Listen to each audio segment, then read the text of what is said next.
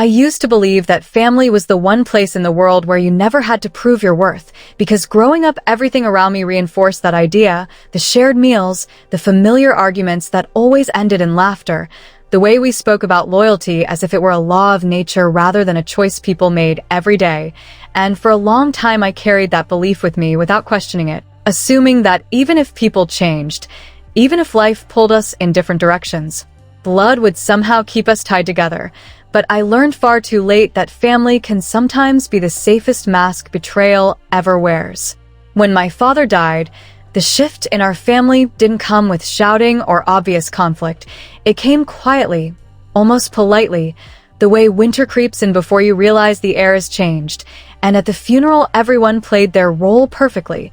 My mother leaning on me as though I were her last anchor, my older brother speaking calmly to relatives about arrangements and logistics, my younger sister crying softly while accepting comfort, and I remember thinking that grief had simply rearranged us, that once the shock passed we would find our balance again.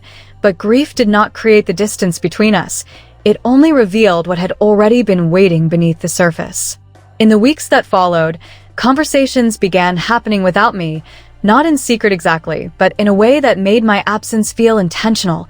Decisions were discussed casually after they had already been shaped, and when I questioned them, I was met with reassurance that everything was under control, that I didn't need to worry. And the first time my brother mentioned selling our childhood home, he did it with a tone so casual it took me a moment to realize he was serious, as if the house where we had grown up was just another item on a checklist rather than the center of our mother's life. And when I protested, when I said we could find another solution, that I would help financially, that our mother deserved stability more than efficiency, I was told I was being emotional, that I was letting memories cloud my judgment. And in that moment I felt something shift, because concern was being reframed as weakness and compassion as inconvenience. The house was sold faster than I thought possible. Papers signed while my mother nodded through explanations she barely understood, guided gently but firmly toward a future she never chose. And when she moved into a small apartment that felt more like a temporary shelter than a home, I watched her world shrink in ways that broke my heart quietly. The way she stopped decorating, stopped inviting people over, stopped speaking about the future at all, and while my brother spoke proudly about how smoothly everything had gone, and my sister avoided conflict by agreeing with whatever was said last, I became the one who noticed the changes no one else seemed interested in seeing. As time passed, family gatherings faded away. Phone calls became infrequent and shallow, and when my mother's health began to decline, it happened slowly enough that it was easy for others to ignore, but not slow enough that it didn't demand care.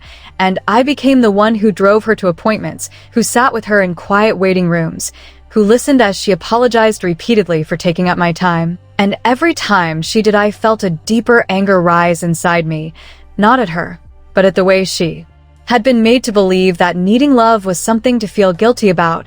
And the hardest moment came one night when she held my hand and whispered that she was sorry for causing problems between her children. And I realized then that she had been carrying the weight of our family's choices as if they were her fault. When she passed away, the grief was real but unevenly distributed. My siblings cried openly at the funeral, accepting sympathy and speaking about love and togetherness. But afterward, the conversations returned quickly to practical matters, to accounts and paperwork and what was left to divide. And standing there listening to them speak in careful, measured tones, I finally understood that this pattern had never been temporary, that this wasn't something grief had created, but something it had simply given permission to surface. And for the first time I saw my family clearly, not as villains, but as people who had chosen convenience over care and self-interest over responsibility. I refused my share of what remained, not because I wanted to make a statement, but because I was exhausted by the constant negotiation of my own values.